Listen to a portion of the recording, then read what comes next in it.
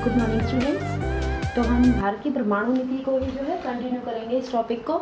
जैसे कि मैंने अपने पुरानी वीडियो में कहा तक करवा दिया था आपको कि पहला जो है भारत ने पहला परमाणु परीक्षण कब किया गया था बेटा, 18 मई 1974 को।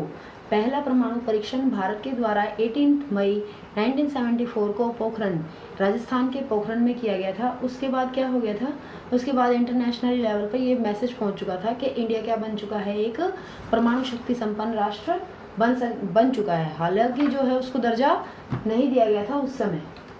ठीक है, आज का जो हमारा मेन टॉपिक जो है, वो परमाणु अप्रसार संधि है। जो अंतर्राष्ट्रीय स्तर पर जिस प्रकार से जो है सभी कंट्री धीरे धीरे क्या कर रहे थे, धीरे धीरे परमाणु जो है हथियार हासिल कर रहे थे, तो उससे क्या हो रहा था, उससे बेटे खतरा बढ़ता जा रहा था। और उस खतरे को देखते हुए जो है जितने भी जो सुपर पावर्स थे उन सब ने ये डिसाइड किया, सुपर पावर्स ने ये डिसाइड किया कि अब क्या करना चाहिए, एक परमाणु अप्रसार संधि जो है वो लेकर आनी चाहिए।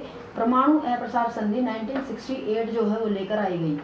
इस संधि में जो है, इस संधि को 1968 में ही क्यों लेकर आया गया, ये जो है माइंड में क्वेश्चन आपके अराइज होना चाहिए कि 1968 से पहले इस परमाणु संधि को क्यों नहीं लेकर के आया गया, इससे पहले क्यों नहीं आई ये संधि। क्यों? क्योंकि इससे पहले जो था, जैसे कि आप बच्चों को पता होगा कि जितने भी जो हमारे सुपर पावर्स हैं उन सब के पास परमाणु शक्ति है।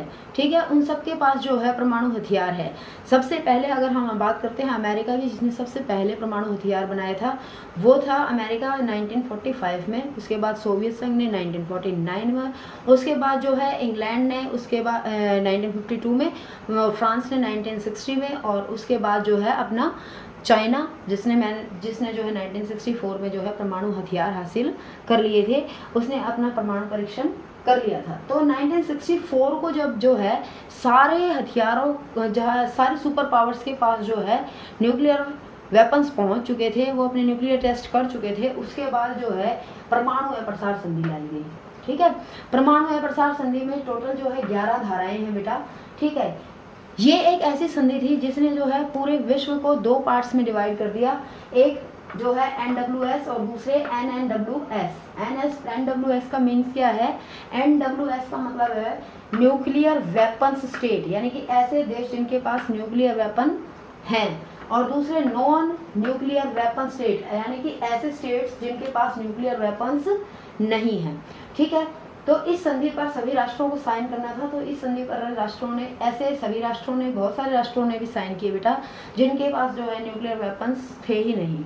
ठीक है, लेकिन इंडिया ने इस पर साइन नहीं किए। इंडिया ने इसको जो है इस नीति का विरोध किया, और इंडिया ने ये कहा कि जब हमारे पड़ोसी देशों के पास परमाणु शक्ति है, ठीक है, जब हमारे पड़ोसी देश जो हैं वो परमाणु परीक्षण कर चुके हैं, तो ऐसी सिचुएशन में हम अपनी राष्ट्रीय सुरक्षा को कैसे जो है दरकिनार कर सकते हैं, अपनी राष्ट्रीय सुरक्षा को कैसे भूल सकते हैं।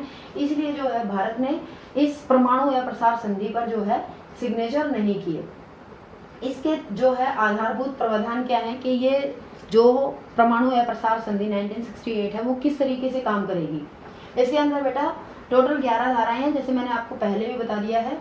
ठीक है, इसमें जो है 3 मुख्य प्रावधान हैं। सबसे पहला है परमाणु अप्रसार। परमाणु अप्रसार क्या जो है 3 धाराएं हैं, धारा नंबर 1, 2, 3।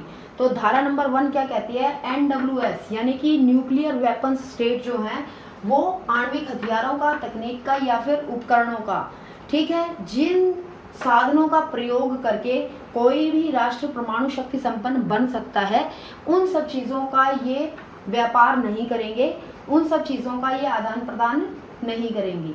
ठीक है, सेम जो है ये बेचेंगे नहीं। तो दूसरी तरफ जो है धारा 2 क्या कहती है कि न्यूक्लियर जो नॉन न्यूक्लियर वेपन स्टेट हैं वो खरीदेंगे नहीं। ठीक है, ये तो बेचेंगे नहीं और ये खरीदेंगे नहीं। और इसके बाद जो थर्ड धारा है वो बहुत ही खतरनाक धारा है बेटा। मैं समझती हूँ कि इसमें क्या कहा गया कि अंतर्राष्ट्रीय ऊर्जा एजेंसी के साथ जो है ये जितने भी राष्ट्र हैं वो सब क्या करेंगे, एक समझौता करेंगे। ठीक है, उस समझौते के अकॉर्डिंग क्या होगा, उस समझौते के बाद जो है जो हमारे न्यूक्लियर पावर स्टेट्स हैं और नॉन न्यूक्लियर पावर स्टेट्स हैं, जो भी इस पर सिग्नेचर्स करेंगे, उन सब के ऊपर निगरानी रखने का काम किसको मिल जाएगा, उन सब पर निगरानी रखने का काम जो है इन देशों को मिल जाएगा, इस एजेंसी को मिल जाएगा, जिससे कि ये पता लगा सके कि कहीं किसी कंट्री में ऐसा तो नहीं हो रहा है कि वो न्यूक्लियर वेपन्स डेवलप कर रहे हों, और न्यूक्लियर जो जो है एनर्जी का दुरुपयोग कर रही हूँ, ठीक है, ऐसा होता है। ये हो गई इसकी, फिर इसके बाद है, ये फर्स्ट के बाद है इसकी सेकंड धारा। सेकंड जो है इसका प्रावधान है वो क्या कहता है बेटा कि परमाणु ऊर्जा के शांतिपूर्ण प्रयोग का अधिकार, परमाणु ऊर्जा के शांतिपूर्ण प्रयोग का अधिकार के इस ट्रीटी में साफ तौर पर कहा गया था कि परमाणु शक्ति जो है उसका शांति के लिए, विकास के कार्यों के लिए और जो है इसका शोध के लिए, यानी कि किसी प्रकार का कोई एक्सपेरिमेंट करना है उसके लिए, जो है कोई रिसर्च करनी है उसके लिए इसका प्रयोग किया जा सकता है। क्योंकि स्पेशली जो है जो न्यूक्लियर एनर्जी होती है उससे क्या क्या किया जाता है, उससे जो है वेपन्स बनाने के अलावा और भी बहुत कुछ किया जाता है। मेडिकल फील्ड में इसका यूज़ होता है, स्पेस एक्सप्लोरेशन में इसका यूज़ होता है और इसका जो है प्रयोग सोलर नहीं, न्यूक्लियर एनर्जी बनाने के लिए इसका प्रयोग होता है। न्यूक्लियर पावर प्लांट होते हैं, वहाँ पर जो है बिजली बनाने के लिए जो है न्यूक्लियर एनर्जी का प्रयोग किया जाता है। तो सेकंड जो तत्वाधान था, सेकंड जो हमारा जो इसका प्रावधान है उसने में ये कहा गया क्लियर तरीके से कि परमाणु ऊर्जा का प्रयोग किस तरीके से किया जा सकता है, उसमें शांतिपूर्ण तरीके से इसका प्रयोग किया जा सकता है। थर्ड जो पॉइंट है वो है निशस्त्रीकरण के धारा 6 में ये कहा गया कि बेटा जितने भी जो स्टेट्स हैं जिनके पास जो है जो वेपन्स हैं या नहीं हैं न्यूक्लियर वेपन्स, वो सब स्टेट क्या करेंगे, टाइम टू टाइम जो है अपनी मीटिंग करेंगे, गैदरिंग करेंगे, वो इकट्ठे होंगे एक अंतर्राष्ट्रीय मंच पर और अपनी जो है पॉलिसी के बारे में, अपनी न्यूक्लियर पॉलिसी के बारे में जो है आपस में बातचीत करेंगे और हथियारों को जो है मिनिमाइज करने का काम करेंगे। हथियारों को बढ़ाने के बारे में नहीं सोचेंगे, वो हथियारों को जो है कम करने के बारे में सोचेंगे, ठीक है। इसका जो है ये रखा गया। उसके बाद बेटा ये तो इसके आधारभूत तत्व हैं, जो ये तरीका है कि ये परमाणु अप्रसार संधि किस तरीके से काम करेगी। लेकिन ये जो है एक मैंने छोटा सा चार्ट तैयार किया बेटा यहाँ पर, उसके माध्यम से हमें पता लगेगा कि ये संधि जो है कैसे बनती है, कैसे काम करती है। 1968 में जो संधि बनी है वो 1970 में पारित होती है और इसका टाइम ड्यूरेशन रखा जाता है 25 ईयर्स, यानी कि 1970 में अगर पारित हुई है तो 25 वर्ष का कंप्लीट हो जाएंगे बेटा इसके 1995 में, ठीक है। 1995 में इसके 25 ईयर्स कंप्लीट हो जाएंगे। 1996 में जो है इसी संधि को और इम्प्रूवाइज किया जाता है और इम्प्रूव करके इसको और लेकर के आया जाता है एक नए नाम के साथ, जिसका नाम था CTBT, यानी कि कॉम्प्रिहेंसिव टेस्ट बैन ट्रीटी। यानी कि ये जो ट्रीटी थी कहीं ना कहीं ये NPT और ये CTBT दोनों जो है, जो इन राष्ट्रों के पास परमाणु हथियार नहीं है उन राष्ट्रों पर जो है पूरी तरह से प्रतिबंध लगा रही थी, ठीक है। भारत ने जो है इस ट्रीटी को पूरी तरह से क्या माना, भेदभावपूर्ण माना, ठीक है, और इस पर सिग्नेचर नहीं किए। जबकि जो है बेटा 178 कंट्रीज ऐसे थे विश्व के जिन्होंने जो है इन ट्रीटीज पर साइन कर दिए थे। भारत ने इसको ये कहा कि नहीं, ये बिल्कुल जो है ये CTBT जो है, ये NPT जो है, ये सब क्या है, पूरी तरह से भेदभावपूर्ण है। क्यों भेदभावपूर्ण है? क्योंकि भारत ने इसके लिए क्लियर किया कि सबसे पहली बात तो जिनके पास न्यूक्लियर वेपन्स हैं वो तो न्यूक्लियर वेपन्स रख सकते हैं, जिनके पास नहीं हैं तो उनके पास वो कभी ले नहीं सकते हैं। ये पॉइंट बिल्कुल गलत है। दूसरी बात इन्होंने कही कि भाई राष्ट्रीय सुरक्षा सभी के लिए इम्पोर्टेंट है, तो राष्ट्रीय सुरक्षा के लिए तो कम से कम जो है प्रत्येक व्यक्ति के पास जो है ऐसा जो न्यूक्लियर जो ये है क्या कहते हैं इसको, जो न्यूक्लियर पॉलिसी है वो प्रत्येक राष्ट्र की होनी चाहिए। साथ में जो इसके पास न्यूक्लियर हथियार होने ही चाहिए, परमाणु हथियार होने ही चाहिए। लेकिन ये नीति साफ तौर पे मना करती है। जब भारत ने अपने ऐसे इस प्रकार के विचार अभिव्यक्त किए तो उसके बाद तो फिर क्या था, उसके बाद तो जो पहले से ही जारी था वो और अच्छी तरह से जारी हो चुका था और भारत का जो है वैश्विक स्तर पर बिल्कुल उसको जो है अलगाव का सामना करना पड़ा। भारत की जो न्यूक्लियर एनर्जी के लिए जो भारत के पास यूरेनियम की सप्लाई थी वो पूरी तरह से बंद कर दी गई और भारत किसी न किसी तरह से अपना काम अपने सोर्सेज से ही चला रहा था, बहुत मुश्किल से, ठीक है। लेकिन भारत ने इस ट्रीटी पर साइन नहीं किए और इसके बाद भारत करता है 1998 में एक और बड़ा धमाका, ठीक है। जैसे कि मैंने आपको पहले भी बताया था कि जब 1962 में चाइना ने जब हमारे ऊपर आक्रमण किया था तो जनसंघ पार्टी ने ये कहा था कि भारत के पास भी क्या होने चाहिए, परमाणु हथियार होने चाहिए। इसी प्रकार से जब 1998 में बीजेपी जो की सरकार आती है, अटल बिहारी वाजपेयी देश के प्रधानमंत्री बनते हैं, तो वो इस बात को लेकर के जो है कहीं ना कहीं पूरी तरह से श्योर थे, क्लियर थे कि हमें क्या करना है, न्यूक्लियर टेस्ट करना है। और साइंटिस्ट भी इसके लिए पूरी तरह से एग्री थे, राजी थे। और 1998 में भारत ने जो है अपना दूसरा nuclear test, second nuclear test किया, same as it is, Pokhran में ही, राजस्थान में। वहाँ पर 11 और 13 मई 1998 में जो है 5 छोटे बड़े जो है न्यूक्लियर टेस्ट हुए। ठीक है, न्यूक्लियर टेस्ट होते ही जैसे जो है रात को न्यूक्लियर टेस्ट होते हैं और सुबह जो है सारे के सारे विश्व में खलबली मच जाती है।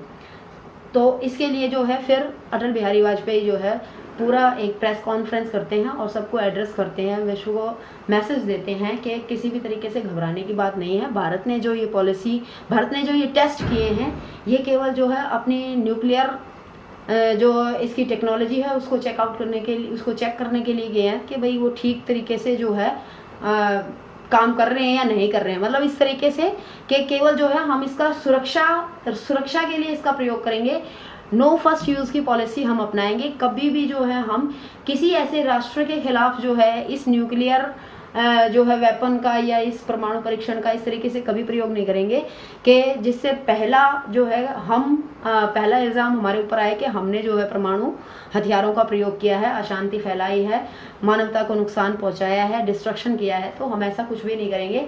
हमने सुरक्षात्मक पहलू को ध्यान में रखते हुए अपना ये न्यूक्लियर टेस्ट किया है।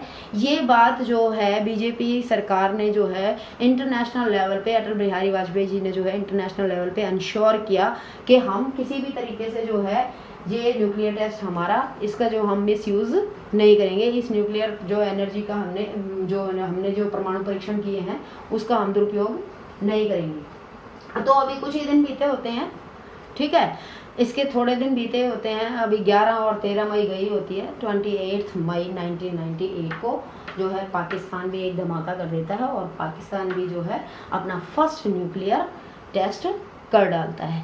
तो भाई अब जो क्या हो जाता है, अब इंटरनेशनल लेवल पे खलबली मच जाती है। बड़े राष्ट्रों को बहुत ज़्यादा गुस्सा आता है। वो कहते हैं ये हो क्या रहा है कि भाई जो ऐसे जो है इस तरीके से एक के बाद एक टेस्ट किए जा रहे हैं, अगर ऐसे होगा तो ये तो बहुत विनाशकारी हो सकता है। और वो फिर क्या करते हैं कि इनके ऊपर जो है आर्थिक और सामरिक प्रतिबंध लगा देते हैं। आर्थिक का मतलब कि किसी प्रकार का कोई इनके साथ कोई ट्रेड नहीं करेगा, कोई लेन देन नहीं करेगा, ठीक है। और सामरिक का मतलब होता है कि कोई भी इनके पास जो है कोई सेना से संबंधित, हथियारों से संबंधित इनको कोई सामान नहीं देगा, इनसे कोई सामान नहीं लेगा, ठीक है। इस तरीके के जो है इन पर प्रतिबंध लगा दिए जाते हैं।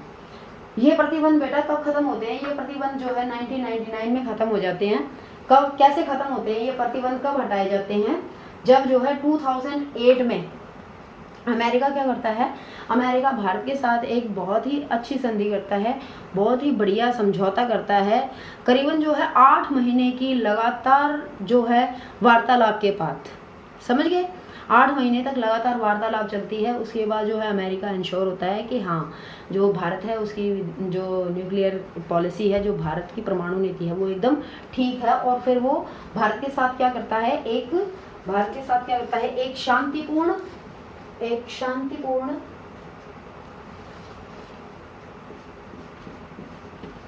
इस तरीके से भारत के साथ वो एक क्या करता है, शांतिपूर्ण परमाणु सहयोग समझौता, ठीक है, शांतिपूर्ण परमाणु सहयोग समझौता करता है।